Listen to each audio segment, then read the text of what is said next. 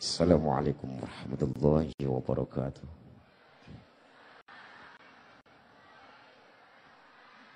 A'udzu billahi minasy syaithanir rajim.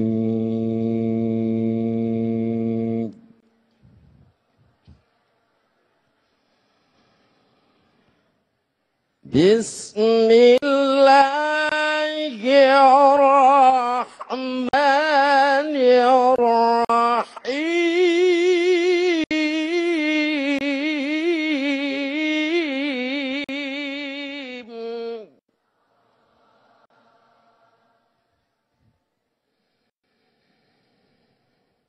La yanhakumullahu 'anil ladzina lam yuqatilukum fid dini wa lam yukhrijukum min diyarikum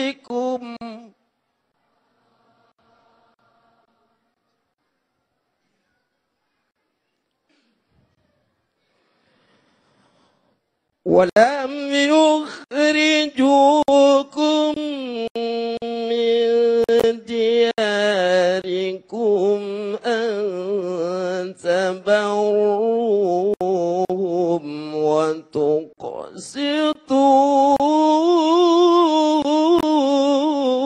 إليهم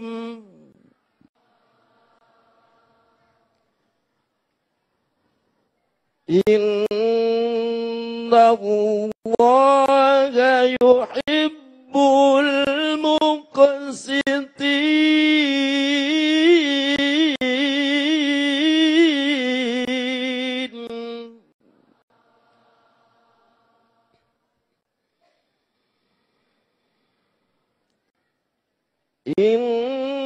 إنما ينهاكم الله عن الذين قاتلوكم في الدين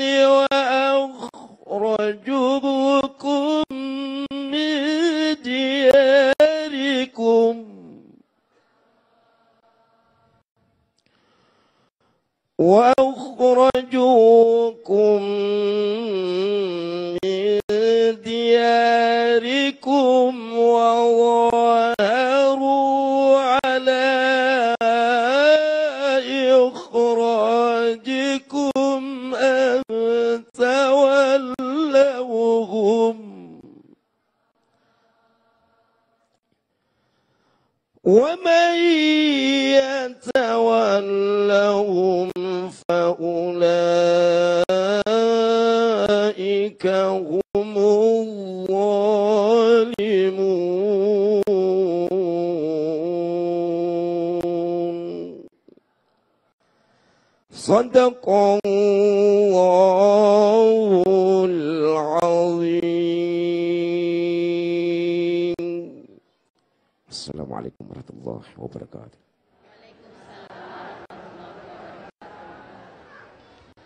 Assalamualaikum warahmatullahi wabarakatuh. Alhamdulillahirabbil alamin. Allahumma shalli ala sayyidina Muhammad wa ala ali sayyidina Muhammad. Puji syukur kehadirat Allah yang kembali mempertemukan kita dalam majelis ilmu Damai Nusaku yang kali ini disiarkan secara langsung dari Masjid Baitur Rahman, Jalan Pos 3 Kampung Rancagong, Legok, Tangerang, Banten. Ya pemirsa yang dirahmati Allah, seperti kita ketahui bahwa memang sengaja Allah menciptakan makhluk yang disebut dengan manusia dalam level yang berbeda-beda. Ada yang beriman, kemudian ada yang kafir. Dan Allah bisa saja menciptakan orang di seluruh dunia ini menjadi orang yang beriman menyembahnya. Tetapi mengapa ada rahasia besar Allah menciptakan perbedaan ini? Tetapi ternyata walaupun kita diciptakan ada yang beriman dan ada yang kafir, Allah memberikan koridor dalam agama Islam disebut tasamuh. Itulah yang dimaknai sebagai toleransi. Lantas sesungguhnya bagaimanakah toleransi yang dimaksud di dalam agama Islam? Insya Allah itulah tema yang akan kita angkat di kesempatan kali ini bersama Ustadz Fikri Haigal MZ, kemudian Ustadz Jailani dan Ustadz Samsi Ali. Beliau adalah imam besar Masjid New York yang insya Allah nanti kita akan berbagi tentu saja pengalaman-pengalaman apa yang bisa dibagi di acara ini. Baik pemirsa, inilah Damai Indonesaku yang dipersembahkan oleh Sarung Wadimor, tentu sarung kita.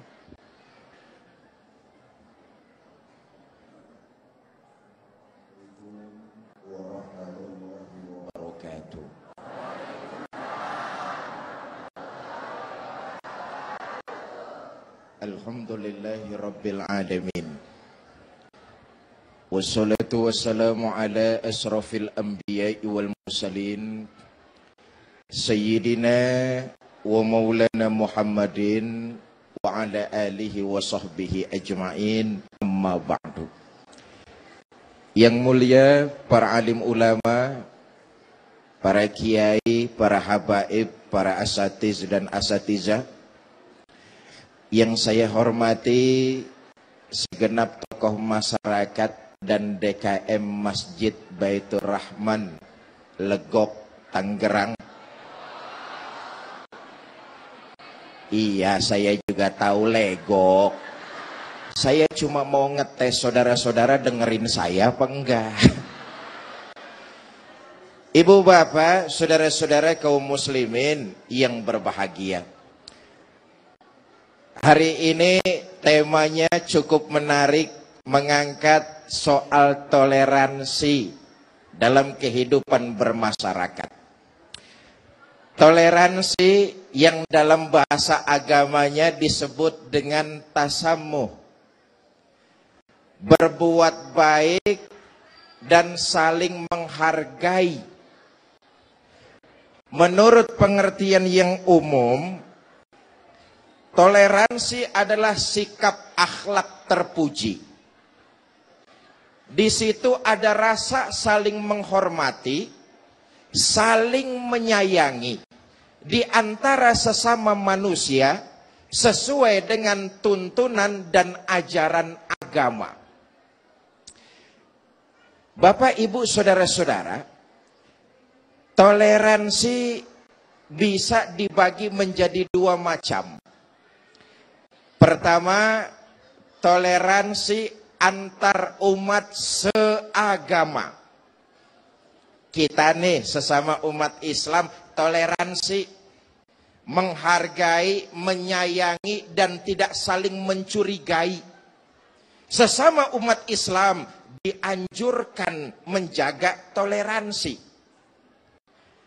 Beda pendapat boleh, tapi harus tetap menjaga rasa menyayangi, menghormati, dan tidak mencurigai.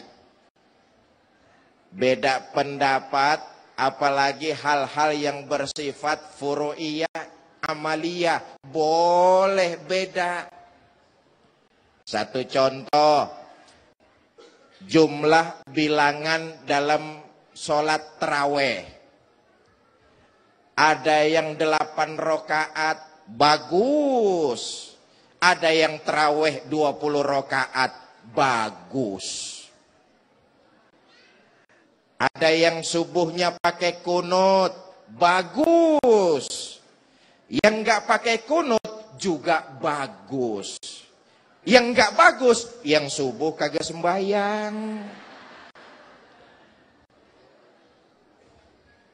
Ayo kita toleransi. Walaupun berbeda pendapat, tapi harus tetap saling menyayangi, menghargai, dan singkirkan sifat curiga di antara kita.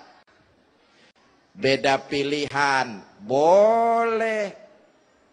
Yang enggak boleh kalau beda pilihan menyebabkan terjadi permusuhan sampai 7 turunan. Itu enggak boleh tuh. Pilihan gubernurnya beda, main pelotot-pelototan.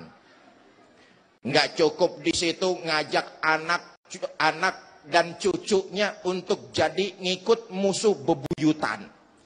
Nggak boleh, beda pilihan boleh, yang tidak boleh kalau terjadi permusuhan.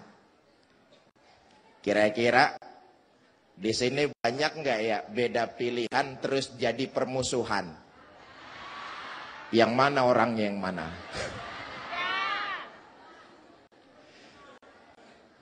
Toleransi antar kita sesama muslim harus menjaga itu, menyayangi, menghargai, dan menyingkirkan sikap saling mencurigai. Yang suka tahlilan bagus, yang nggak suka tahlilan nggak apa-apa, beda pendapat kok. Dalam soal beda pendapat kita kembali kepada prinsip lana a'maluna walakum a'malukum. Saya akan mengamalkan amalan yang saya yakini benarnya. Saudara silakan amalan, jalani amalan yang saudara yakini benarnya. Tetapi bahwa kita umat Islam harus tetap saling menjaga, menghormati, menghargai, menyayangi. Pinggirkan rasa saling mencurigai. Sebab kalau kita umat Islam saling berbenturan, hal-hal yang sifatnya furu'iyah, amaliyah, selalu kita jadikan perbedaan-perbedaan yang ekstrim. Orang di luar sana akan tepuk tangan karena kita tidak pernah mau merasa bersatu. Insyaallah nanti kita lanjutkan. Baik, terima kasih Ustaz Fikri, pemirsa yang dirahmati Allah. Itulah tadi betapa sempurnanya dinullah Islam, dinullah yang telah disempurnakan oleh Allah. Betapa di setiap lini kehidupan diatur. Kemudian urusan tasamuh di internal kita, sesama muslim pun diatur. Apalagi kita bertasamuh dengan beda agama. Nah lantas bagaimanakah kita semestinya bertoleransi dengan beda agama dari kita? Tetaplah bersama kami, Damai Indonesiaku. يا أيها الذين آمنوا كونوا قوامين لله شهداء بالقسط ولا يجرمنكم شنآن قوم على ألا تعدلوا اعدلوا هو أقرب للتقوى واتقوا الله إن الله خبير بما تعملون.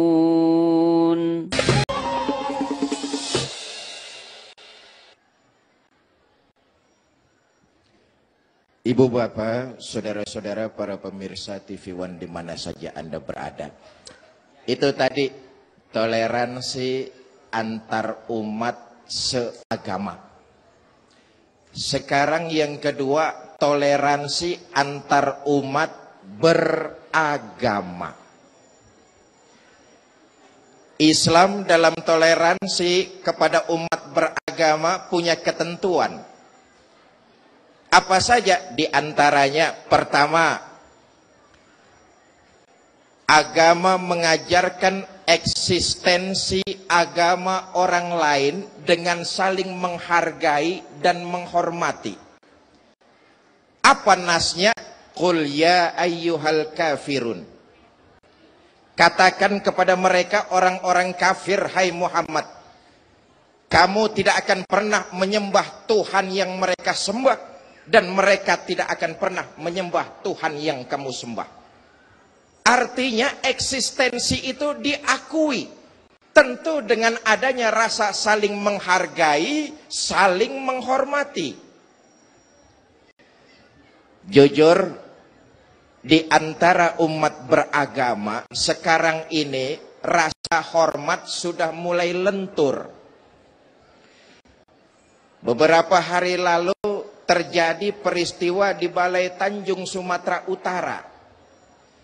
Ini proses dari saling menghormati yang sudah mulai lentur. Sebab itu dalam kesempatan hari ini saya ingin titip pesan. Saya menghimbau kepada saudara-saudara saya umat Islam. Ayo, kita ini umat Islam Indonesia, umat yang terbesar.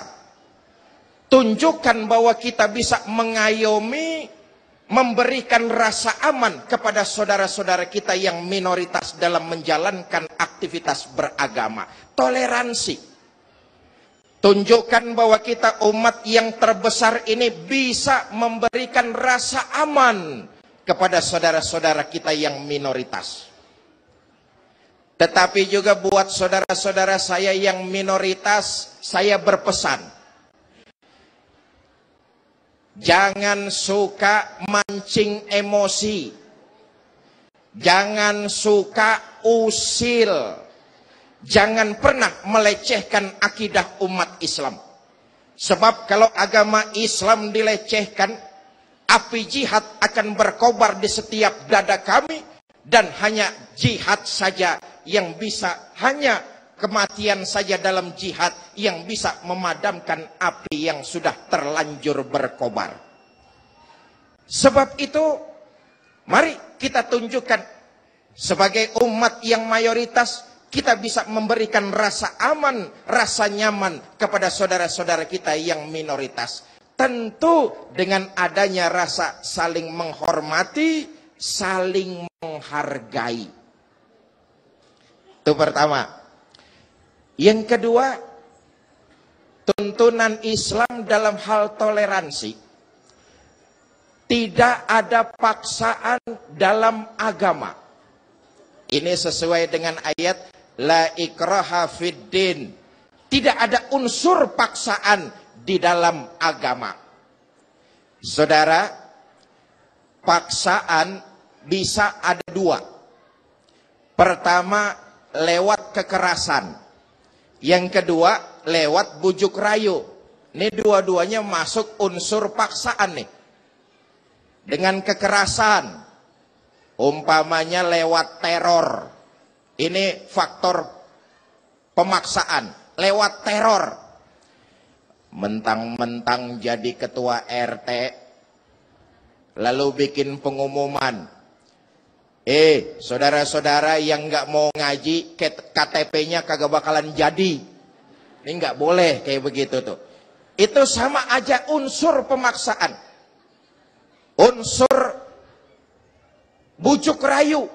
Dengan mengiming-imingi dan menawari orang-orang dengan sejumlah materi agar menukar akidahnya kepada akidah yang dia maksud.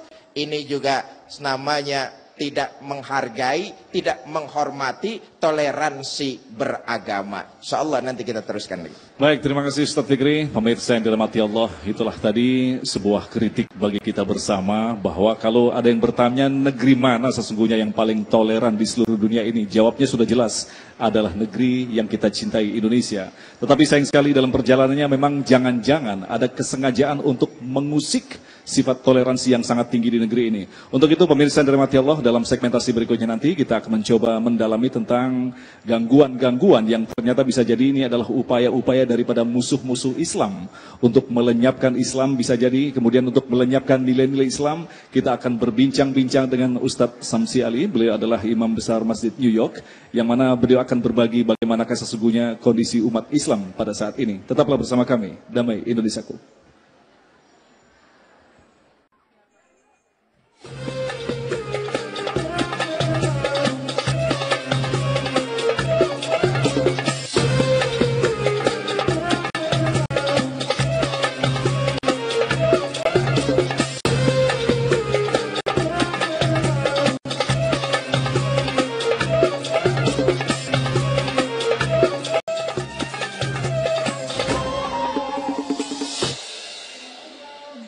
Baik, terima kasih pemirsa Damai Indonesiaku. Anda masih bersama kami Damai Indonesiaku yang mengangkat tema tentang Islam dan toleransi. Alhamdulillah tadi kita telah dengarkan mukadimah dari Ustadz Fikri bahwa di dalam agama ini ada yang disebut dengan terminologi tasamuh, yaitu tentang toleransi. Nah, berbicara tentang toleransi, tentu saja kita juga ingin mendapatkan gambaran-gambaran yang jelas bahwa pelaksanaan toleransi ternyata tidaklah sesederhana yang harus kita lakukan. Ternyata banyak benturan-benturan di mana ini harus kita pikirkan secara matang. Sesungguhnya toleransi seperti apa yang harus kita gunakan dalam kehidupan kita sehari-hari, terutama dengan orang-orang yang lain agama dengan kita. Nah, telah hadir tengah-tengah kita Kiai Samsi Ali. Beliau adalah Imam Besar Masjid New York Jamaica Muslim Center, sekaligus juga Presiden Nusantara Foundation USA. Assalamualaikum Ustaz. Waalaikumsalam warahmatullahi wabarakatuh. Apa kabar Ustaz? Baik, alhamdulillah. Alhamdulillah. Sudah berapa lama baru datang di Indonesia? Baru sekitar 10 hari. Masya Allah. Ya, tapi ini kunjungan yang terlama, jadi akan berada di Indonesia sekitar 3 minggu. Alhamdulillah. Ya Ustaz, mungkin bisa berbagi. Kita jelaskan dulu, Presiden Nusantara Foundation USA ini bergerak dalam hal apa ini, Ustaz? Jadi Nusantara Foundation ini adalah yayasan yang baru saya dirikan sekitar 3 tahun yang lalu. 3 tahun yang lalu. Didasari oleh kegalauan. Kegalauan saya adalah bahwa Indonesia ini negara besar, Indonesia mewakili negara muslim terbesar. Tapi ketika berbicara tentang Indonesia dan Islam Indonesia di Amerika, relatifly nggak dikenal. Oleh sebab itu saya menamai yayasan saya Yayasan Nusantara Foundation. Sehingga sekaligus mendakwakan Islam juga menggandeng nama Indonesia dalam hal Berpusat ini. di New York. Berpusat di kota New York, Oke. banyak bergerak di bidang dakwah dan juga interfaith atau Oke. dialog antar iman. Kemudian yang menarik ini, Jamaica Muslim Center. Kenapa menggunakan ada Jamaica di sini, Ustaz? Oh, kata Jamaica ini adalah sebuah tempat di kota New York. Kota New York. Jadi Oke, bukan negara Jamaica. oke, Jadi oke. salah satu daerah di kota New York ini ada namanya daerah Jamaica. Kebetulan masjid kita namanya Jamaica Muslim Center. Oke, oke. Ya, nama masjidnya sebenarnya adalah Masjid Al-Ma'mur. Tapi kemudian karena daerahnya Jamaica, maka lebih kenal dengan Jamaica Muslim Center. Nah, kemudian berapa kira-kira jumlah ketika jamaah berkumpul melaksanakan sholat-sholat wajib atau sholat sunnah bisa mencapai berapa di sana, Ustaz? Jamaica Muslim Center ini adalah satu dari masjid-masjid terbesar di kota New Besar York. di New York, Ada oke. sekitar 1.500 di hari Jumat. Alhamdulillah. Dan di Idul Fitri kita kemarin ada sekitar 20.000 orang. 20.000 Dan kita orang. sempat melaksanakan Idul Fitri di lapangan. Mhm. Ya. Kemudian yang menarik, mengapa bisa putra Indonesia nih, seperti Ustadz yang bisa menjadi imam di sana? Artinya mengapa bukan dari orang-orang lokal sana yang beragama Islam Ya, saya juga? kira ceritanya panjang ya. Oke, Jadi oke. saya Secara datang singkat, ke, Ustaz, ya, mungkin. saya datang ke Amerika ini sudah 20 tahun ya. Saya bergabung di Amerika sudah 20 tahun. Dan sejak 11 September itu memang saya diminta mewakili komunitas muslim dalam berbagai acara-acara penting di Amerika Serikat, termasuk di kota New York. Sehingga ketika ada pemilihan imam di Islamic Center yang terbesar ini, saya kemudian diminta untuk mewakili komunitas muslim untuk menjadi imam di situ. Yang biasanya dipergilirkan. Jadi suatu ketika ada orang Arab, ada Afrika, ada Asia Selatan, dan sekarang gilirannya Asia. Kebetulan saya yang diminta untuk mewakili Asia. Nah, yang menarik ketika kita berada di luar negeri, di negeri orang, ini biasanya rasa keterikatan kita sesama saudara kita sangat erat sekali. Nah, artinya bisa dikatakan hampir tidak ada masalah di situ. Tetapi ketika kita berhadapan dengan orang lokal, yang orang asli sana, yang jelas-jelas beragama selain Islam di sini, pastilah banyak benturan-benturan. Bahkan baru saja terjadi juga salah satu imam ditembak kepalanya dari belakang beserta asistennya dan meninggal pada saat itu. Nah, ini artinya dalam perjalanannya banyak sekali gesekan-gesekan, ada upaya-upaya juga untuk menimbulkan apa istilahnya teror-teror di sana, Ustadz. Apa untuk merendahkan Islam atau seperti apa kalau menurut analisa Ustadz sendiri? Ya, saya kira semua peristiwa-peristiwa yang terjadi ini, termasuk penembakan imam tadi malam waktu Indonesia atau kemarin sore waktu New York, ini semua membuka mata kita semua bahwa tantangan dakwah di Amerika masih berat. Masih Islamofobia sedang meninggi, anti-Islam juga semakin menguat. Salah satu penyebabnya tentunya adalah karena memang ada politisi-politisi yang kurang bertanggung jawab. Ya. Saya kira retorika politik Islam, anti-Islam yang dilakukan oleh Donald Trump Ya. cukup meresahkan dan bahkan menjadi sesuatu yang bisa membahayakan bukan saja umat Islam, tapi saya yakin ini adalah merusak negara Amerika. Sebab Amerika mengkampanyekan di mana-mana sebagai negara toleran kan. Ya. Amerika negara demokrasi, Amerika negara yang menjunjung tinggi kebebasan beragama. Tapi ketika ada seorang politisi yang bernama Donald Trump kemudian mengancam nilai-nilai Amerika ini, maka sesungguhnya yang malu pertama kali bukan orang Islam, tapi seharusnya yang malu pertama kali adalah orang Amerika. Oleh sebab itu saya diwawancara oleh banyak wartawan mengatakan yang pertama sekali harus marah kepada Donald Trump adalah orang Amerika. Tentu sangat memalukan bagi Amerika sendiri kalau seorang calon presiden yang di mana negaranya menjunjung tinggi kebebasan beragama, menjunjung tinggi toleransi, kerukunan beragama, tapi kemudian ada seorang calon presiden yang dividing, apa istilahnya, memecah belah manusia atas nama agama, ras dan lain sebagainya. Saya kira Donald Trump ini adalah seorang calon kandidat presiden Amerika yang sangat berbahaya. Tidak berbahaya bagi Islam saja, tapi berbahaya bagi kemanusiaan kita dan juga berbahaya bagi Amerika sendiri. Oke, Ustaz Samsi, mungkin bisa dibagi kepada pemirsa Anda yang telah lama hidup di sana. Artinya tingkat bahaya political terror yang dilakukan oleh Donald Trump tadi sudah separah apa khususnya terhadap saudara-saudara kita di sana? Ya, saya yakin Donald Trump ini adalah sosok yang memang cukup rasis ya. Kemarahan kepada non-putih sudah cukup lama. Donald Trump itu marah karena Barack Obama menjadi presiden di Amerika Serikat yang mewakili komunitas berkulit hitam. Sehingga sejak itu pun dia tidak pernah lega, tidak pernah legowo menerima sebuah kenyataan bahwa presiden Amerika sekarang ini bukan putih lagi. Nah, oleh sebab itulah maka ketika dia maju menjadi kandidat, maka salah satu kartu yang dia mainkan adalah kartu rasisme. Dan saya kira ini berbahaya bagi Amerika sendiri. Berbahayanya minimal adalah merusak citra dan image Amerika di dunia internasional, khususnya di dunia Islam. Di mana Amerika sekarang ini berusaha sedemikian rupa untuk memperbaiki image. Kita kenal bahwa sejak perang Irak, image Amerika sudah rusak di dunia Islam. Dengan hadirnya seorang kandidat seperti Donald Trump ini, maka image Amerika di dunia Islam semakin buruk. Nah, kemudian dari masyarakat Amerika sendiri terhadap Donald Trump, bentuk resistensinya seperti apa? Saya bersyukur bahwa banyak petinggi-petinggi Republikan sendiri yang tidak sepakat dengan Donald Trump, bahkan menentang Donald Trump. Nah, oleh sebab itu tanpa mendahului takdir Allah, karena kita umat Islam percaya dengan takdir, bahwa jangan sampai memang di suratan takdir dia itu akan menjadi presiden Amerika kan. Jadi kita nggak boleh mendahului. Amin. Tapi secara kalkulasi manusiawi, saya yakin Donald Trump tidak akan terpilih. Saya kok yakin bahwa Amerika itu pintar. Dan Amerika juga ingin membuat sejarah. Sejarah kedua setelah presiden pertama orang hitam, kini ingin menjadi presiden yang kedua adalah seorang wanita. Karena dalam sejarah Amerika belum pernah ada wanita yang menjadi presiden. Nah, jadi kemudian, saya kira cukup bodoh lah kira-kira kalau kita berdoa jangan sampai jadi presiden. Kemudian Ustaz Samsi, siapapun yang nanti jadi presiden di Amerika, artinya tetap saja umat Islam yang minoritas di sana akan menjadi alat yang sangat istilahnya memiliki resistensi yang sangat luar biasa. Artinya mereka sangat tertekan di sana, kemudian terombang-ambing menjadi alat kampanye politik segala macam. Lantas strategi dakwah yang harus dicanangkan, model seperti apa yang harus mestinya dilaksanakan di Amerika ini? Kalau berbicara tentang strategi dakwah, saya kira umat ini harus menyadari bahwa tidak ada dakwah yang paling efektif daripada menampilkan akhlakul karimah Islam kita ini. Saya bukan hanya berteori, tapi sudah merupakan pengalaman saya sejak 11 September. Betapa banyak orang-orang Amerika yang tertarik dengan agama ini karena perilaku, karakter umatnya. Teman-teman yang beragama Islam, yang hidup bersama non-Muslim, kemudian menunjukkan bahwa mereka orang yang bersahabat. Itu yang kemudian menjadi kunci sehingga mereka ingin mempelajari Islam, dan setelah mempelajari Islam, orang Amerika akan terbuka. Begitu belajar Islam, menemukan Islam yang sungguhnya, insya Allah pada akhirnya mereka akan menerima Islam ini. Bahkan pasca 9/11 dikabarkan banyak orang-orang yang justru tertarik untuk mempelajari Islam. Artinya ada keberkahan di situ ya. Ya, bukan cuma tertarik mempelajari Islam, tapi memang menerima Islam. Ya, ada estimasi yang mengatakan bahwa sekitar 20.000 orang Amerika minimal setiap tahun masuk Islam. Saya sendiri sehari sebelum berangkat kemari sempat mengislamkan satu orang. Anak muda yang berumur 19 tahun. Dengan alasan apa itu? Alasannya cuma satu saja. Dia punya teman bernama Osama. Sebelum dia belajar di sekolah itu, kata Osama menakutkan. Sekarang punya teman namanya Osama, suka tersenyum, suka membantu, rendah hati. Lalu dia tanya kepada Osama, kok kamu beda dengan Osama yang saya kenal? Apa kata temannya? Karena saya seorang Muslim. Kata saya seorang Muslim inilah yang menggugah hatinya. Akhirnya dia datang kepada saya dan belajar tentang Islam itu. Dan akhirnya menerima Islam. Sangat jelas sekali, artinya tidaklah serumit yang kita bayangkan. Apa yang dilakukan Rasulullah bukanlah menunjukkan banyaknya ilmu, kemudian dengan ayat yang begitu banyak, tetapi ditunjukkan dengan akhlak.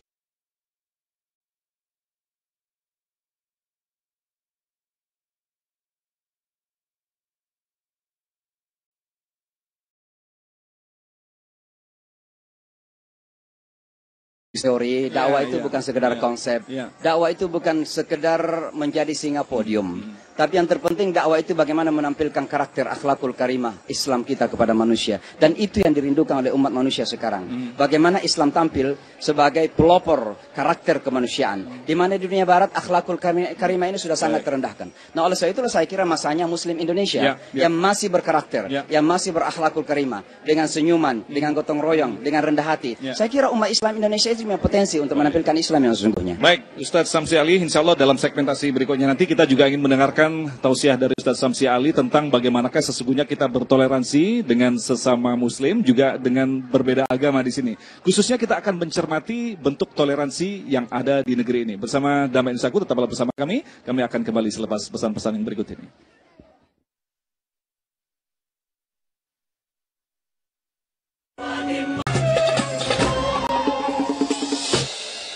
Baik, terima kasih pemirsa, Anda masih bersama kami Damai Nusaku. Alhamdulillah tadi dalam dialog Ustadz Samsi Ali telah memberikan paparan kepada kita betapa sulitnya kita hidup di negeri orang ketika kita harus berhubungan dengan orang yang lain agama dengan kita.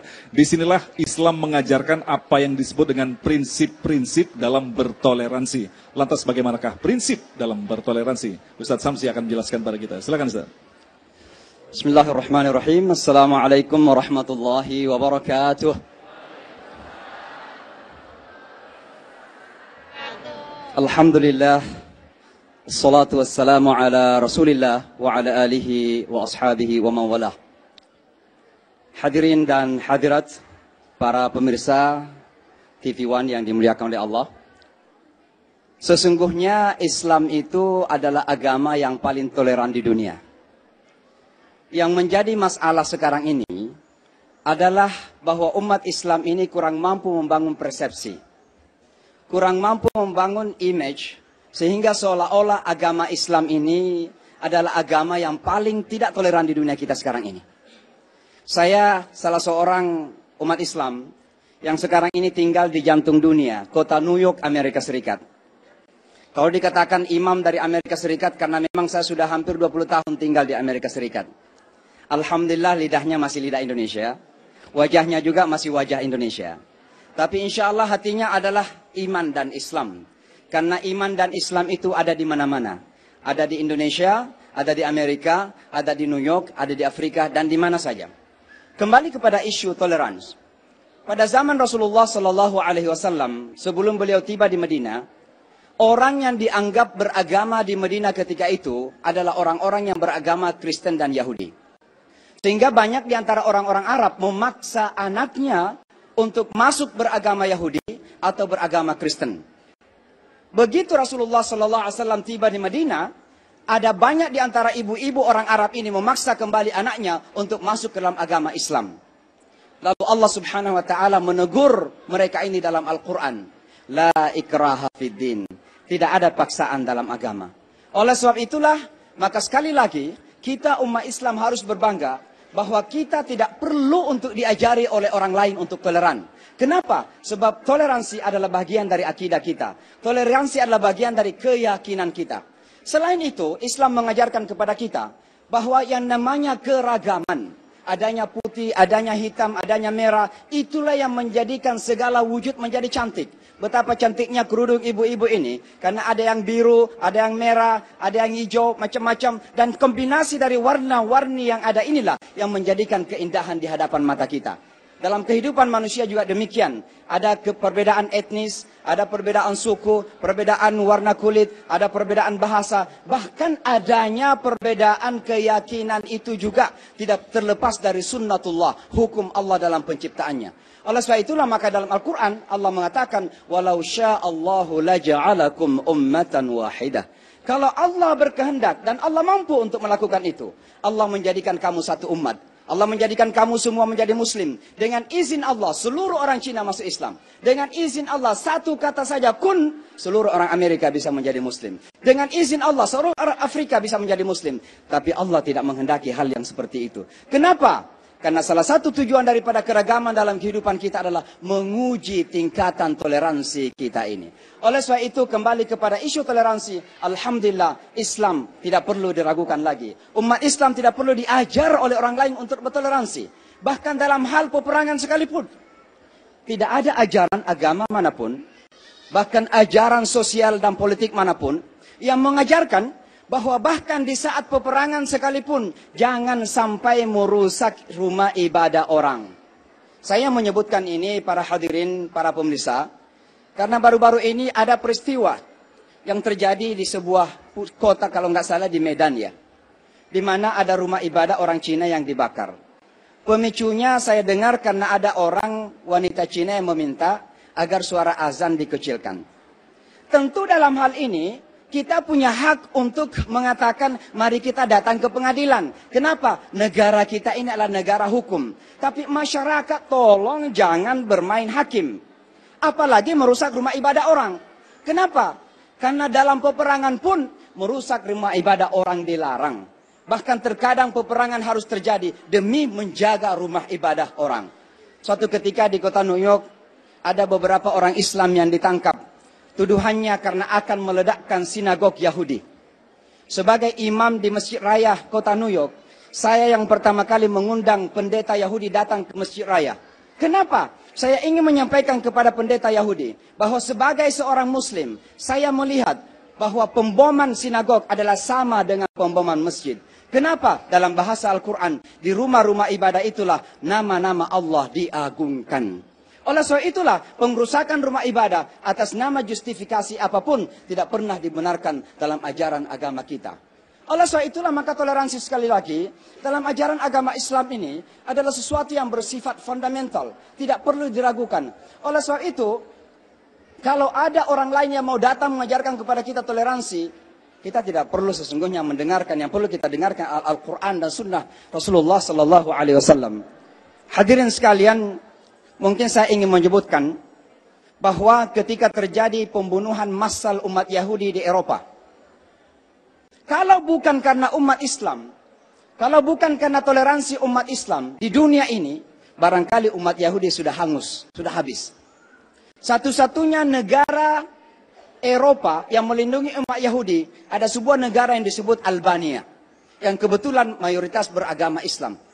Negara inilah kemudian masyarakat Yahudi dilindungi. Ada yang dari Austria, ada yang dari Jerman, ada yang dari Inggris. Datang ke negara Albania, kemudian dari negara Albania mereka menjamban ke Maroko, mereka menjamban ke Aljazair di bawah kekuasaan Ottoman Empire atau Khilafah Utsmaniyah ketika itu. Hanya Khilafah Utsmaniyah yang menyelamatkan umat Yahudi. Oleh sebab itu, sejarah seperti ini harus kita kembali bangun. Sejarah seperti ini harus kita kembali perlihatkan. Di tengah-tengah tantangan yang kita hadapi, hadirin dan hadirat sekalian, bahwa umat Islam sekarang ini sedang terobok-obok. Negara-negara mayoritas Muslim sedang direndahkan, sedang diancam, sedang diserang. Umat Islam yang berada di negara-negara mayoritas non-Muslim sedang ditakutin. Islamofobia di Amerika sedang meninggi. Pagi ini saja, atau tadi malam sekitar jam 1, ada 2 imam di kota New York ditembak mati. Ini adalah sebuah malu sesungguhnya. Sebuah peristiwa yang memalukan bagi masyarakat Amerika. Kenapa saya mengatakan ini? Dan mudah-mudahan didengar oleh masyarakat Amerika. Kenapa saya mengatakan demikian? Karena negara yang paling getol, ya, yang paling berada di garda terdepan, mengkampanyekan yang disebut dengan toleransi beragama adalah Amerika Serikat. Negara yang paling getol mengkampanyekan apa yang disebut dengan kebebasan beragama adalah Amerika Serikat. Tapi peristiwa pembunuhan 2 imam di kota New York tadi malam adalah peristiwa yang sangat memalukan. Bukan peristiwa yang menyedihkan bagi umat Islam pertama kali. Saya yakin peristiwa yang paling memalukan kepada masyarakat Amerika pertama kali. Kenapa? Di mana nilai demokrasi? Di mana nilai kebebasan? Di mana arti toleransi yang selama ini dikampanyekan oleh Amerika dan ke berbagai penjuru dunia, termasuk ke dunia Islam. Oleh sebab itu, sebagai salah seorang Muslim yang sekarang ini hidup di Amerika Serikat, di kota New York, yang orang mengatakan bahwa itulah pusatnya, itulah pusat dunia, kota dunia, jantung dunia. Di sanalah ada PBB, Perserikatan Bangsa-Bangsa. Di sana ada Wall Street. Kalau Wall Street sampai goncang, maka seluruh perekonomian dunia bisa menjadi goncang. Karena memang adalah pusat kapitalisme dunia. Kalau saja seorang Muslim yang hidup di jantung dunia ini melihat bahwa ada ketidakadilan yang terjadi, maka sungguh bagaimana dengan umat-umat yang berada di dunia yang lain? Bagaimana umat Islam di Suriah sekarang ini? Bagaimana umat Islam di Irak sekarang ini? Saudara-saudara kita di Palestina masih menderita. Di mana keadilan dunia? Di mana makna toleransi dunia? Apalagi dalam hal keragaman itu. Oleh sebab itulah hadirin sekalian, para pemirsa yang dimuliakan oleh Allah. Bagi kita umat Islam sekali lagi, toleransi bukan sekedar isu sosial. Bukan sekedar bahwa kita ingin menjadi manusia yang baik. Tapi toleransi sudah merupakan bahagian dari akidah dan iman kita. Oleh sebab itu, salah satu cara yang paling efektif untuk mendakwakan Islam sekarang ini adalah tampilkanlah nilai akhlakul karimah Islam kita itu. InsyaAllah ta'ala. Pemirsa yang dirahmati Allah, ada banyak hal yang telah kita dapatkan dari guru kita bahwa ternyata toleransi sesungguhnya telah diajarkan Rasulullah, ditampilkan secara sempurna oleh Rasulullah, dilanjutkan juga ditampilkan secara sempurna oleh para sahabat dan tabi'in. Pertanyaan besarnya, benarkah kita selama ini sudah secara sempurna menampilkan toleransi yang telah diajarkan oleh Rasulullah Sallallahu Alaihi Wasallam? Dalam segmentasi berikutnya nanti, Ustadz Jailani akan memberikan paparan kepada kita lantas bagaimanakah sesungguhnya batasan-batasan daripada toleransi. Tetaplah bersama Damai Indonesiaku. Segala yang ada dalam hidupku, ku sadari semua milikmu. Ku hanya hamba-Mu yang berlumur dosa. Tunjukkan aku jalan lurus-Mu untuk menggapai surga-Mu. Terangiku dalam setiap langkah hidupku. karena ku tahu hanya Kau Tuhanku. Allahu Akbar, Allah Maha Besar. Ku memuja-Mu di setiap waktu. Hanyalah padamu tempatku berteduh.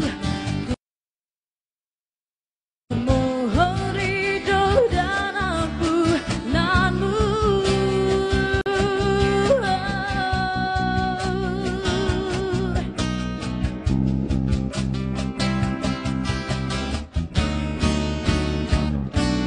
Allahu Akbar, Allah Maha Besar. Ku memuja-Mu di setiap waktu. Hanyalah padamu tempatku berteduh. Ku mohon ridho dan ampunan-Mu.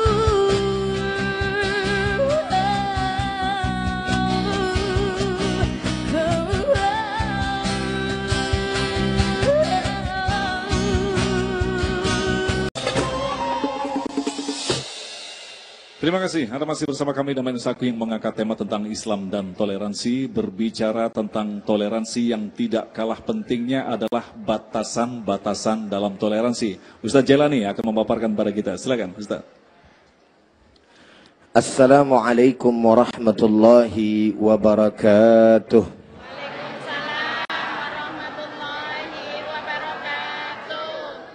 Hamdan wa syukran lillah. Wassalatu wassalamu ala rasulillah wa ala alihi wa sahbihi wa man walah. Wa la hawla wa la quwwata illa billah, amma ba'd. Bapak dan Ibu serta pemirsa sekalian yang sama dirahmati dan dimuliakan oleh Allah Subhanahu wa ta'ala.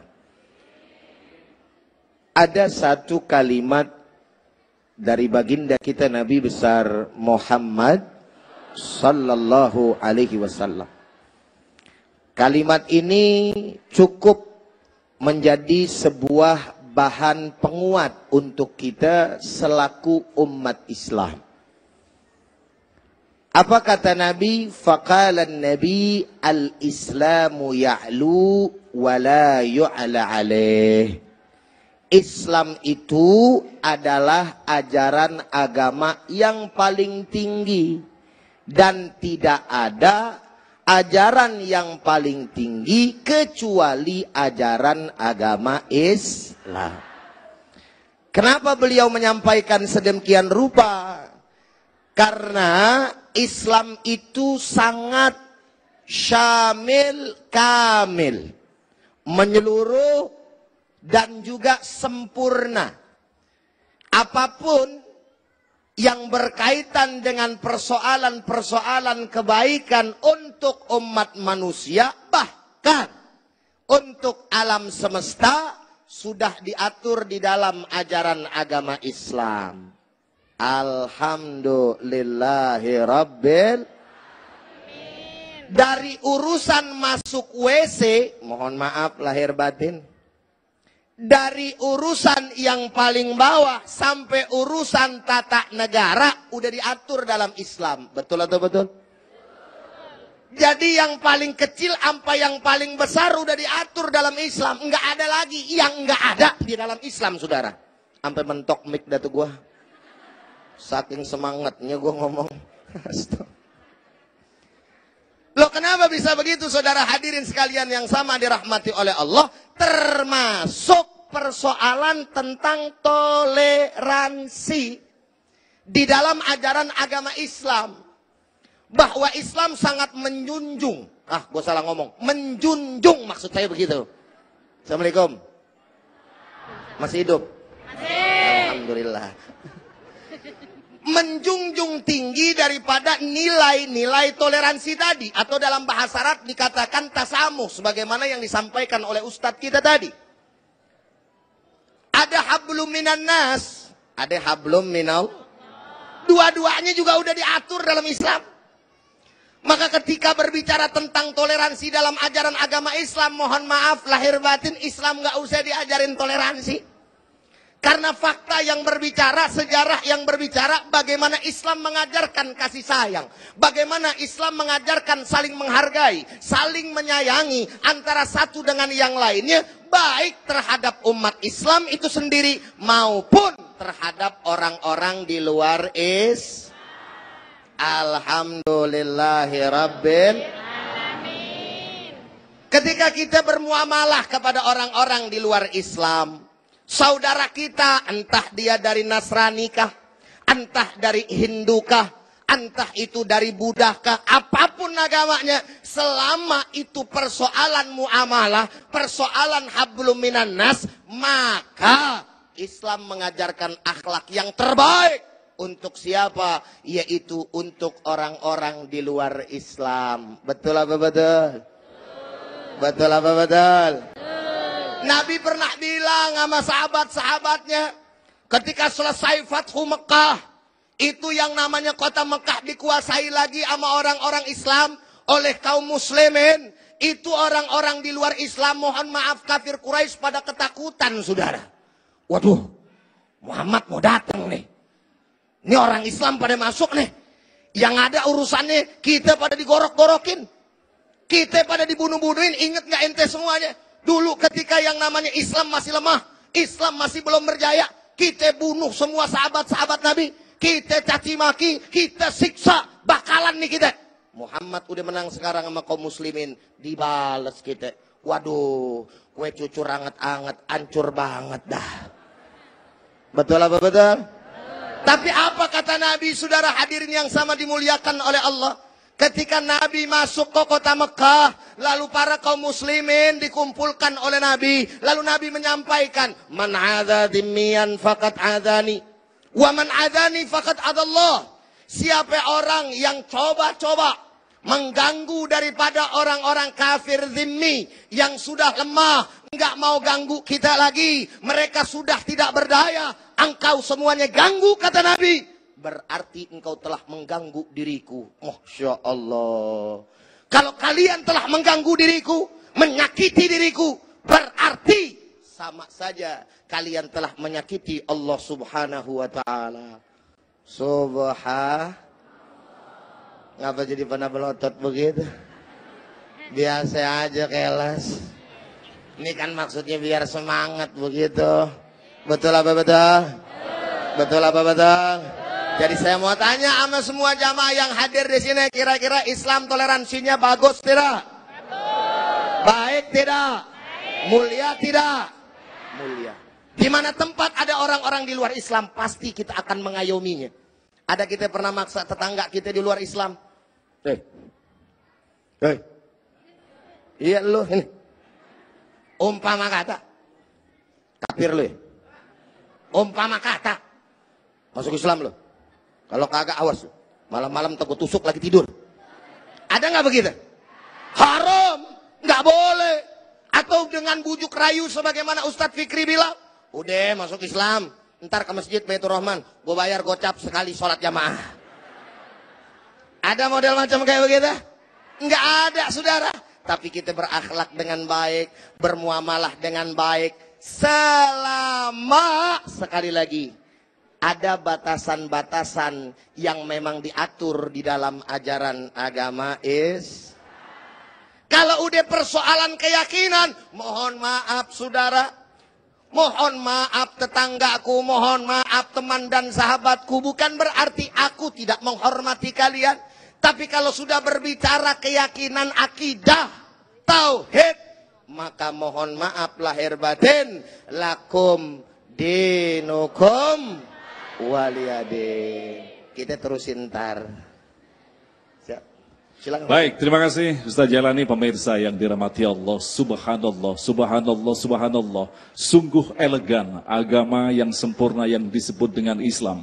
Rasulullah telah mencontohkan kepada kita betapa Islam adalah memiliki pride yang sangat tinggi. Artinya bisa kita katakan Allah itu disembah dan tidak disembah, Allah tetap tidak akan kehilangan keperkasaannya. Justru kitalah yang harus tahu diri bahwa kita sesungguhnya diciptakan oleh Sang Maha Pencipta. Nah, baik pemirsa yang dirahmati Allah.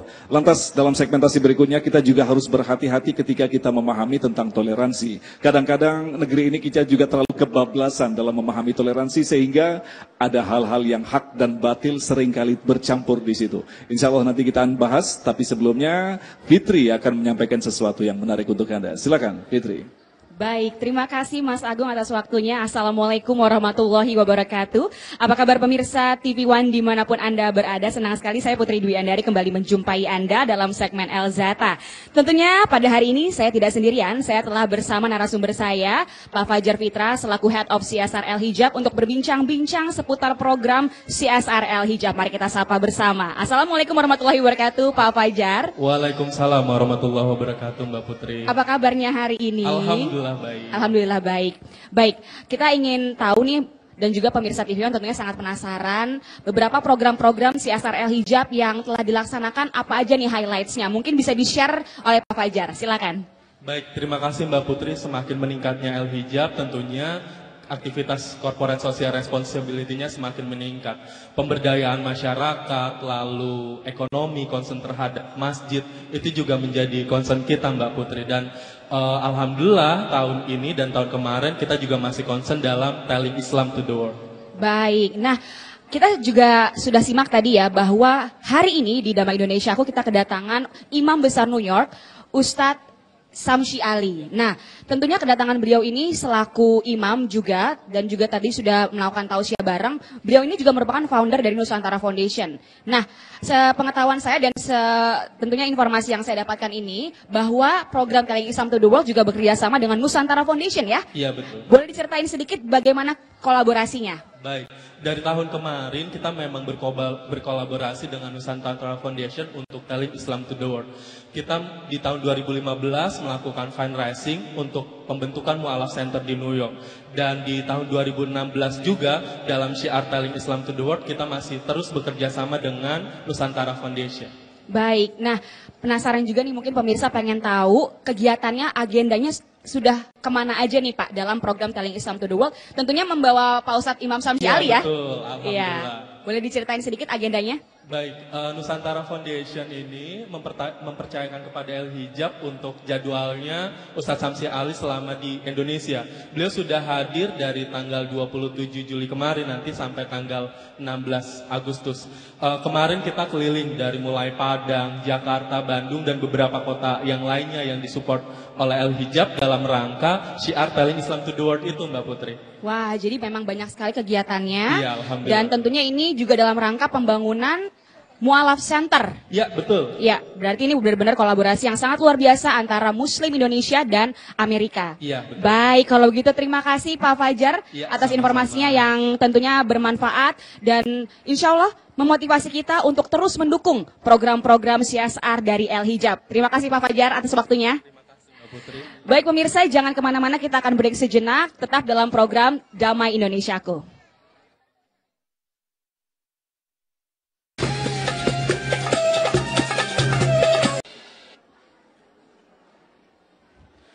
Bapak, Ibu, para pemirsa Damai Indonesiaku TV One dimanapun Anda berada.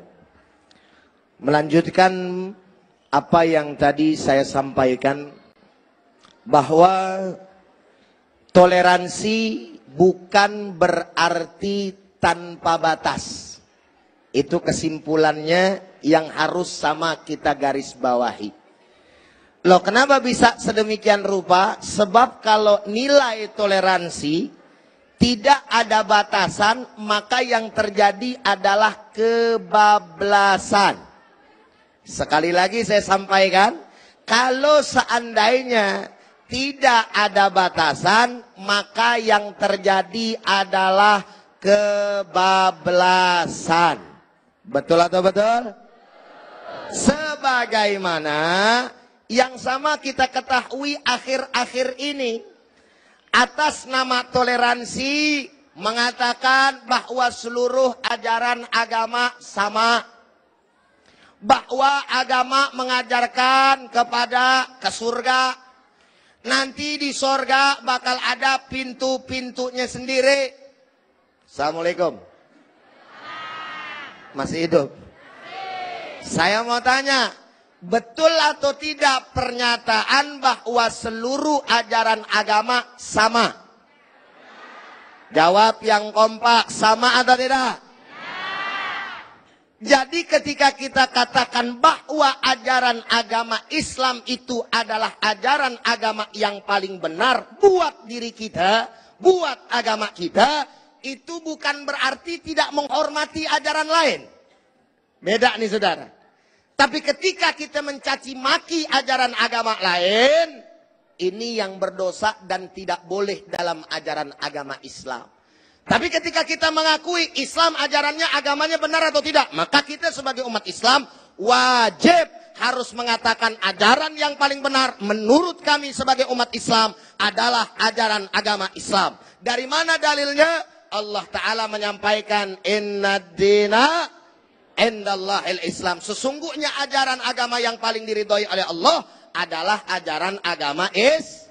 Ketika saudara-saudara kita di luar daripada ajaran agama kita, mereka mengakui bahwa ajarannya yang paling benar, maka nggak boleh kita marah, saudara. Itu hak mereka. Jadi ketika meyakini ajaran masing-masing adalah benar, bukan berarti itu tidak toleransi. Justru masing-masing menjaga keyakinan di dalam ajaran agamanya. Kira-kira jelas? Kira-kira paham? Sehingga umat Islam mengenal, diakui di dalam ajaran agama Islam, Bapak Ibu sekalian para pemirsa yang sama dirahmati oleh Allah, Islam mengenal kata pluralitas. Sekali lagi, ngomong-ngomong ibu-ibu sama bapak-bapak kampung yang ada di sini, kira-kira paham apa kagak ya? Pluralitas, keberagaman. Bahwa di dunia ini keniscayaan, orang beda-beda tuh pasti. Nggak ada yang bisa menafikan, betul tidak? Ada agama Islam, ada yang lain Islam, betul tidak? Ada yang Betawi, ada yang Jawa, betul tidak?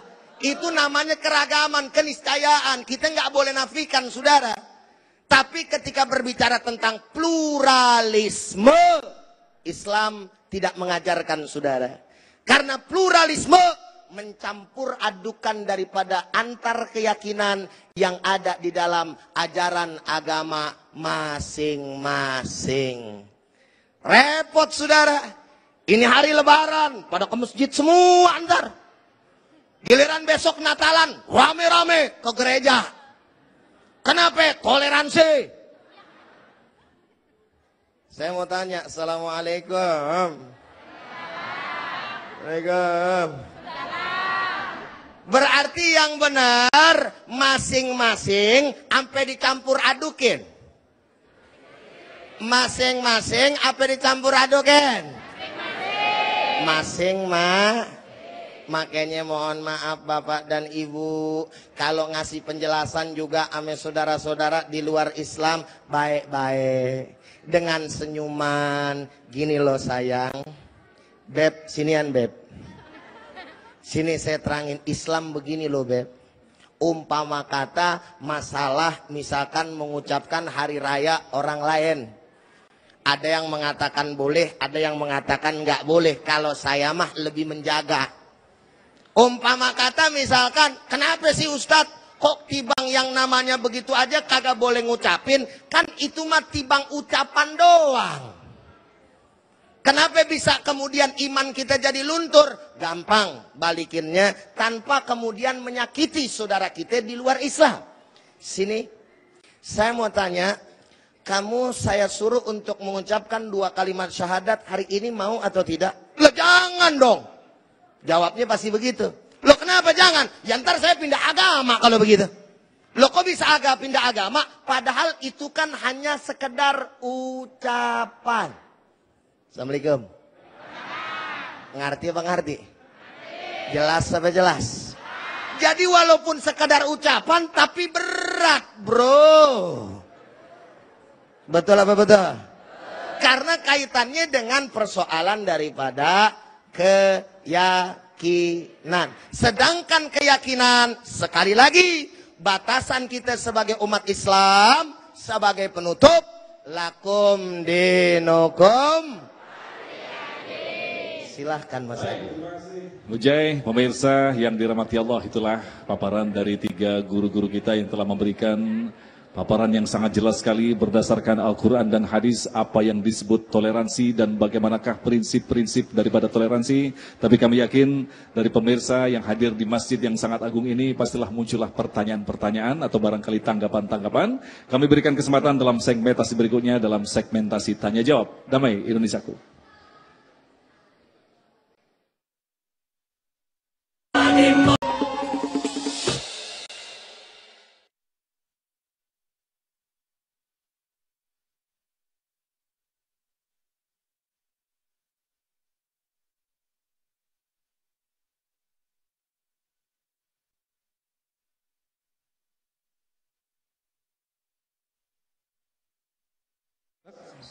Oke.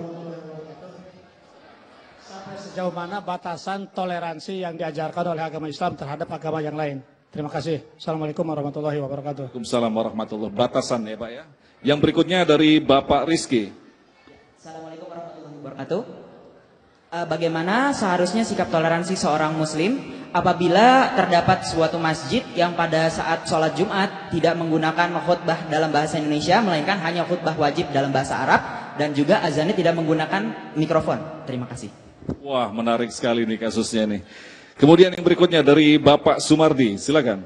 Assalamualaikum warahmatullahi wabarakatuh. Saya adalah bekerja di suatu instansi. Kemudian suatu saat beliau atasan saya itu orang non Muslim.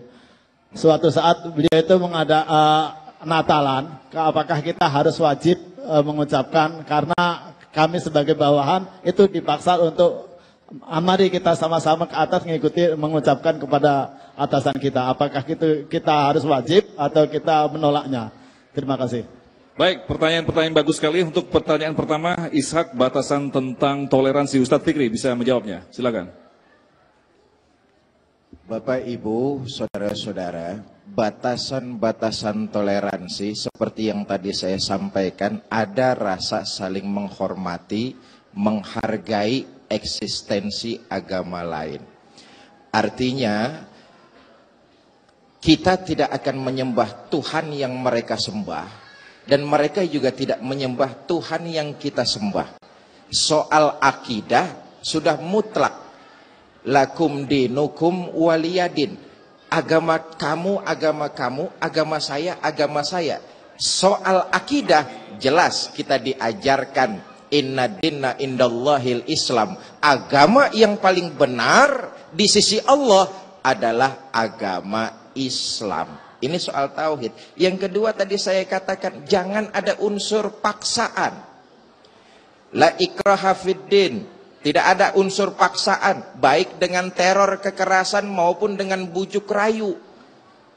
Salah besar kalau ada orang orientasi barat, orientalis barat mengatakan bahwa Islam disebarkan dengan pedang. Itu salah besar. Lihat sejarah. Rasulullah dan para sahabat menggunakan pedang pada saat harga diri. Agama diinjak-injak, baru pedang yang bicara.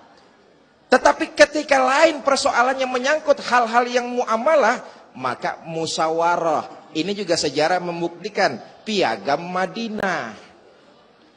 Salah besar. Justru Islam mengedepankan la ikraha fiddin.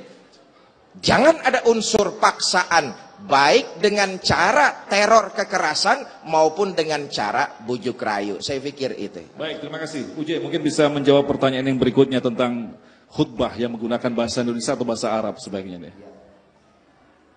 Para pemirsa sekalian yang sama dirahmati oleh Allah Subhanahu wa taala, memang ini merupakan sebuah keniscayaan di tengah-tengah umat Islam di Indonesia. Apalagi kalau misalkan kita melihat yang masih kental nuansa tradisionalnya dalam beragama. Saya lahir dan saya belajar dari lingkungan tradisional. Saya pesantren di daerah Pandeglang, kebetulan guru saya Kiai Haji Ahmad Bustomi, Allah yarham. Beliau pesantren, saya merasakan di sana tuh nggak ada Indonesia, Mas Agung. Kalau khutbah Jumat atau bahkan sholat Jumat paling juga 10 menit selesai. Itu kalau semuanya. Nah kalau santrinya datang pas khutbah Jumat, ya berapa menit palingan. Itu pakai bahasa Arab. Lalu bagaimana kemudian dalam pandangan fikih? Dalam pandangan fikih pada dasarnya memang khutbah itu dengan bahasa Arab. Gitu ya. Nah, lalu kemudian diperbolehkan saat-saat ini semakin pentingnya khutbah Jumat itu menjadi sebuah sarana untuk menjelaskan Islam, maka yang di kota akhirnya dengan memakai bahasa Indonesia tanpa mengurangi rukun-rukun yang berbahasa Arabnya. Nah ini yang jadi patokan. Sehingga ketika kita melihat rukunnya beres, udah jangan ribut. Gitu lah. Jangan sampai gara-gara khutbah bahasa Arab sama nggak bahasa Arab berantem. Jangan gara-gara kayak tadi Ustadz Fikri bilang gitu kan. Gara-gara kunut kagak kunut bekelahi. Masalah yang namanya sholat aja udah banyak, Bu, Pak. Jangan kate di lain masjid, Mas Agung. Di atu masjid aja kadang kita bisa lihat. Umpama kata, boleh saya contohin begini, mohon maaf lahir batin ya. Ada orang yang takbiratul ihram begini. Allahu Akbar. Sedekapnya di atas perut, ya, di bawah dada. Ada yang ngangkang. Allahu Akbar. Ada nggak yang begitu? Kagak ngapa-ngapa, biarin aja, ngapa jadi ribut. Ada lagi yang Allahu Akbar. Dipelintir dia punya tangan. Ditaruh di samping. Mau kata apa? Nggak usah main kafir-kafirin, takfir-takfirin, kagak boleh. Tahiyat macam-macam tahiyat. Ada yang manteng aja dari pertama. Asyhadu alla ilaha illallah. Sekali doangan. Ada yang dari pertama kagak bisa bergerak, nggak bisa diam-diam. At-tahiyatul mubarakatuh salawat. Kalau orang udah tahu begitu, mata ente jangan ngeliatin telunjuk orang. Nih mata liatin ke tempat sujud, bukan ke telunjuk orang. Dia ngedumel sendiri. Telunjuk dari tadi bikin gua nggak khusyuk. Dalam hati begitu. Lu sendiri yang salah, telunjuk orang lu lihat. Baik, terima kasih. Ya. Cukup jelas. Kemudian untuk Ustadz Samsi Ali, ini pertanyaan yang sangat menarik sekali perkara ucapan selamat Natal. Mungkin Anda juga sering menghadapi kondisi seperti ini. Silakan Ustadz. Ya, jadi saya kira permasalahan-permasalahan seperti ini kita pahami dari fundamental keyakinan kita dulu. Yang namanya toleransi itu bukan berarti meyakini keyakinan orang lain. Karena itu batasnya sudah jelas. Lakum dinukum waliyadin. Nah, dalam hal Natal, sesungguhnya yang diperingati itu bukan kelahiran biasa. Tapi bagi umat Kristiani, dan kita hormati keyakinan mereka, bagi umat Kristiani adalah memperingati lahirnya seorang Tuhan atau seorang anak Tuhan. Pertanyaannya, apakah wajar bagi umat Islam mengatakan selamat lahirnya Tuhan? Selamat lahirnya anak Tuhan. Kan begitu. Nah ini kita harus berhati-hati. Sehingga saya setuju dengan fatwa Majelis Ulama yang pernah mengatakan bahwa haram hukumnya bagi umat Islam untuk mengucapkan hal ini. Tentunya ini bagi umat Islam di Indonesia. Tapi bagi kami di Amerika misalnya ada pengecualian-pengecualian. Seringkali saya ditanya oleh murid-murid yang masih mu'alaf, baru masuk Islam. Orang tuanya masih Kristen, ibu bapaknya masih Kristen, saudara-saudaranya masih Kristen. Dan kalau mereka harus kembali pada musim Natalan, lalu mereka diam saja, maka yang tumbuh bukan masalah apakah dia mengucapkan selamat Natal atau tidak. Yang tumbuh adalah bahwa Islam itu anti-Kristen. Islam itu anti-Yesus. Islam itu anti-Isa. Kan tidak demikian. Nah, oleh sebab itu, demi maslahat yang lebih besar, terkadang saya memiliki fatwa yang berbeda kepada murid-murid saya. Saya katakan begini, kita harus tampilkan Islam ini sebagai agama yang friendly, bersahabat. Oleh sebab itu, kepada saudara-saudara kita, kepada ibu bapak kamu, tidak apa-apa mengucapkan, asal hati kamu tetap yakin bahwa Isa adalah Nabi yang kita agungkan, Nabi yang kita junjung tinggi. Tanpa iman kepada Isa, kita tidak bisa menjadi Muslim. Jadi saya kira sudah jelas antara situasi kita di Indonesia dan situasi kita di Amerika. Dan sekali lagi, praktek Islam ini bisa berbeda selama itu bukan menyentuh masalah-masalah fundamental. Bisa berbeda antara sebuah negara mayoritas dan negara minoritas. Nah, inilah pentingnya apa yang disebut dengan pemahaman fikih. Dan ini juga melibatkan dengan masalah-masalah khilafiyat yang tadi dibicarakan begitu. Dan oleh sebab itulah maka saya ingin menutup dengan mengatakan begini. Para ulama kita perlu membuka wawasan lebih luas lagi. Mata lebih luas lagi. Jangan sampai kemudian membaca satu buku lalu mengambil kesimpulan bahwa itulah dia Islam. Karena ini berbahaya. Dalam dunia yang global yang terbuka sekarang ini, kalau wawasan kita sempit, kita akan menjadi korban-korban penyempitan. Jadi kalau kita melihat dari kasus yang ada di Amerika, intinya kasuistik. Jadi artinya ada tahapan-tahapan seperti itu, Ustaz. Ya. Saya kira itu adalah dakwah yang pernah diterapkan Wali Songo tempo dulu. Ketika Wali Songo datang mengajarkan Islam kan tidak langsung misalnya seperti yang digambarkan oleh orang kan. Jadi memang dakwah itu persuasif. Seringkali saya didatangi oleh orang Kristen, ya saya tahu mereka bersalah. Tapi kan kita tidak kedepankan kesalahan mereka. Justru yang pertama kita hargain, terima kasih banyak Anda sudah mencintai Nabi kita. Kan mereka terkejut, oh rupanya orang Islam cinta kepada Nabi Isa ya. Sangkanya selama ini orang Islam itu anti Isa gitu loh. Padahal kecintaan kita kepada Isa bahkan lebih daripada kecintaannya orang Kristen kepada Isa alaihissalatu wassalam. Baik, terima kasih guru-guru kita yang telah memberikan pemahaman kepada kita. Insya Allah apa yang telah disampaikan oleh beliau tadi menjadi bahan bagi kita untuk semakin mematangkan keyakinan kita, semakin mematangkan kemantapan iman kita. Insya Allah dalam segmentasi terakhir nanti, kita masih kembali dengan kesimpulan dan doa selepas pesan-pesan yang berikut ini. Kalau manusia ada dalam derita, dunia ini kan terasa neraka.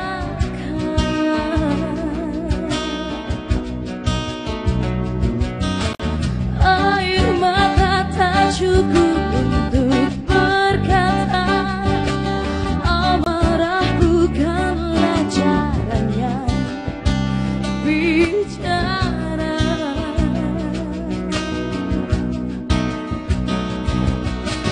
Panjatkan doa pada Tuhan yang Maha Kuasa. Katakan kehendakmu, kabulkan ya Rabbi.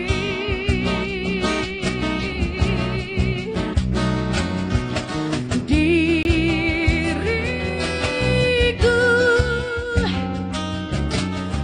berlumur dosa, mungkinkah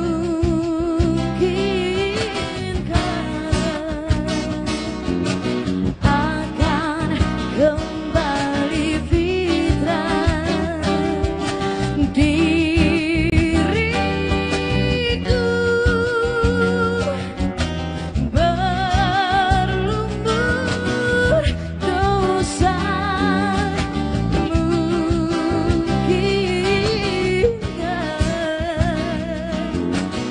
akan kembali fitrah.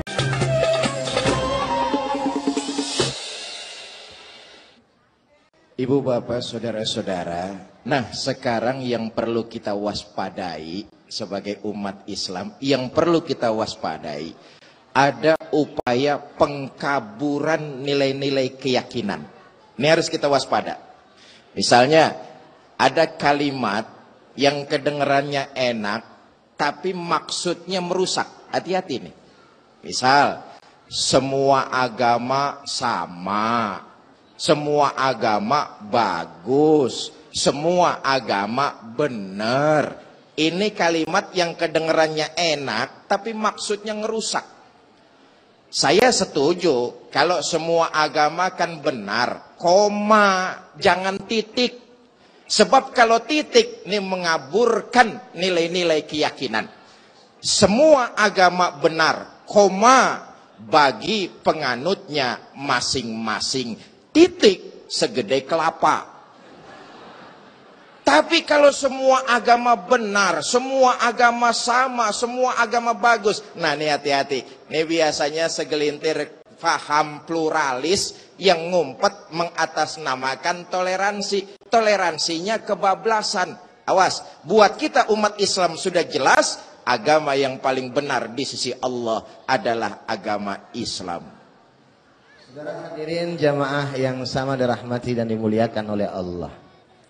Sekali lagi sebagai sebuah kesimpulan, bahwasannya yang harus sama-sama kita jalankan adalah toleransi dari dua hal, yaitu toleransi seagama. Kalau masih hanya urusan furu'iyah, janganlah kita saling mengkafirkan, memusyrikkan, menyesat-nyesatkan saudara-saudaranya yang masih dalam satu ikatan la ilaha illallah Muhammadur.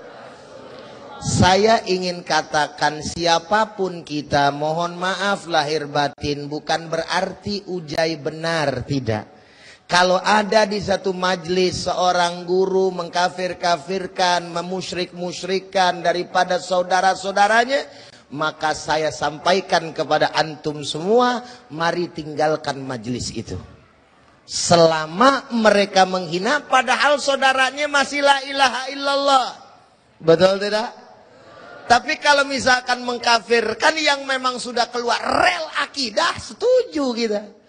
Tidak masalah. Contoh, ada orang ngakunya Nabi, walaupun dia ngaku Islam. Saya mau tanya sama jamaah, Islam bukan? Islam bukan? Apaan? Orang ngaku Nabi, Islam bukan? Bukan. Yang kedua, yang terakhir adalah untuk di luar Islam. Kita tetap harus punya nilai toleransi, saling menghargai, tapi tetap punya batasan. Insya Allah. Baik pemirsa, demikian Damai Nusaku untuk kesempatan kali ini, dan insya Allah minggu depan hari Sabtu tanggal 20 Agustus kami akan hadir dari Masjid Al-Falah, Perumahan Pondok Cibubur, Jalan Radar Auri Cimanggis, Depok, dengan pembicara Ustadz Fahmi Salim dan Ustadz Abi Maki. Agung Izul Haq dan kerabat kerja Damai Indonesiaku serta pendukung acara ini Sarung Wadimor, tentu sarung kita mengucapkan terima kasih atas perhatian Anda. Assalamualaikum warahmatullahi wabarakatuh. Hadirin dan hadirat sekalian, para pemirsa, pada akhirnya mari kita semua berdoa kepada Allah Subhanahu wa taala. Allahumma amin. Allahumma ya Rabbana lakal hamdu wa lakal syukru kama yanbaghi li jalali wajhikal karim wa 'azimi sultanik. Allahumma salli wa sallim wa barik ala nabiyyina Muhammad wa ala alihi wa ashabihi ajma'in. Ya Allah, ya Tuhan kami, pada sore yang berbahagia ini kami berkumpul untuk menyampaikan tekad dan komitmen kami, untuk membenahi diri, untuk menguatkan iman dan akidah kami, untuk membangun komitmen ibadah ubudiyah kepada Engkau ya Allah semata. Ya Allah, ya Tuhan kami, berikanlah kepada kami kesempatan untuk memahami kebenaran dan mempraktekkan kebenaran sebagai kebenaran dan menghindari kebatilan sebagai kebatilan. Ya Allah, ya Tuhan kami, kuatkanlah selalu iman kami, kuatkanlah selalu komitmen kami agar kami tetap berada di atas jalan yang lurus ya Allah ya Arhamar Rahimin. Rabbana zalamna anfusana wa illam taghfir lana wa tarhamna lanakunanna minal khasirin. Rabbana atina min ladunka rahmah wa hayyi' lana min amrina rasyada. Allahumma ansur al-Islam wal muslimin. Allahumma ansur man nasara ad-din waj'alna minhum. Allahumma ansur kull man jahada fi sabilika waj'alna minhum ya rabbal alamin. Rabbana atina fid dunya hasanah wa fil akhirati hasanah wa qina adzaban nar. Wa subhana rabbika rabbil izzati amma yasifun. وسلام على المرسلين والحمد لله رب العالمين. الفاتحة.